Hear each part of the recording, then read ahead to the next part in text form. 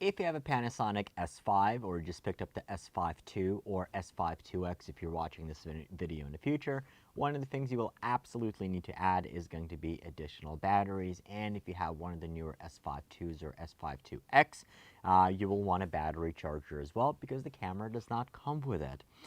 So I'm actually recording on my Panasonic S5 II right now, and I am actually using one of these additional batteries. So I have my original Panasonic Lumix battery right here, and then I bought the 2-pack from Wasabi, which is going to have 2 batteries and a charger. I'm using one of the batteries inside the camera at the moment itself.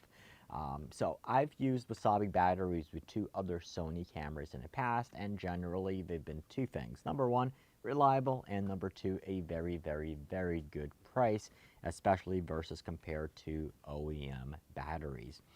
I've been using the Wasabi Sony batteries probably for like 4 years now. Starting with the HX90 camera, which is the small X batteries, and then with my Sony A7 IV and Sony FX30. Oh, and actually, of course, I also picked them up for the Sony A6400 that I had in the past, which was the FW50 batteries, and they have been good. The only time I did have an issue with them, I did reach out to the company, and they quickly sent me a replacement set of batteries for those, and I haven't had issues since. So the Wasabi batteries, they come in 2 different flavors. So with the Panasonics, you're going to have 2 options. You can either purchase them together, 2 batteries with the charger, or if you already have a charger, you can buy 2 replacement batteries as well. If the camera is going to be your primary camera, I would highly recommend getting at least 5 batteries. Typically with our Sonys, I usually bring 7 to 8 batteries, just simply because in the winter time, the batteries are going to degrade significantly faster. Now, power-wise, so the original Panasonic battery I have right here is going to be 2200 milliamp hours. The Wasabi batteries are 2250, so just a little bit bigger milliamp hours. And I have recorded it with them for as long as the original Panasonic batteries as well. No issues there.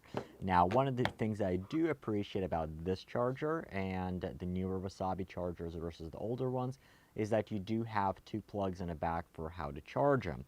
Number 1 is it is going to have an old micro USB, but I definitely recommend not using it, and I do recommend that you use the USB Type-C, which is a significantly better, more reliable and rugged port.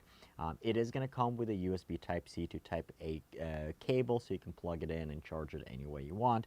I have had to use it because I already have plenty of USB Type-C cables in the back, and pretty much all my camera gear is going to use a USB Type-C, so it'll work.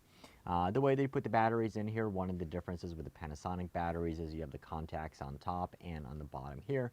So the batteries, they are going to drop in, and it is a little tight, so you do need to snap them in there.